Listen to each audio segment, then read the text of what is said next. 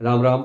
आज की वीडियो में हम जानेंगे कि हमारी कुंडली में जिस ग्रह की महादशा चल रही है उनसे संबंधित कौन सा पाठ करें कि जिससे हमें उस ग्रह से संबंधित शुभ फल की प्राप्ति हो। तो जैसे अगर हमारी कुंडली में सूर्य की महादशा चल रही है तो हमें आदित्य हृदय स्तोत्र का पाठ करना चाहिए।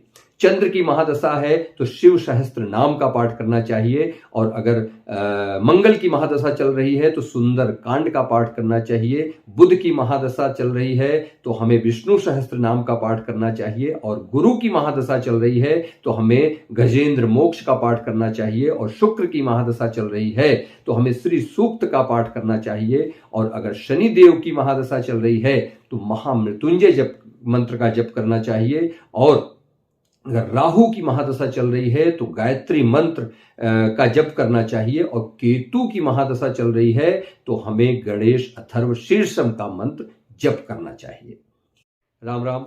आज की वीडियो में हम जानेंगे कि हमारी कुंडली में जिस ग्रह की महादशा चल रही है उनसे संबंधित कौन सा पाठ करें कि जिससे हमें उस ग्रह से संबंधित शुभ फल की प्राप्ति हो। तो जैसे अगर हमारी कुंडली में सूर्य की महादशा चल रही है तो हमें आदित्य हृदय स्तोत्र का पाठ करना चाहिए।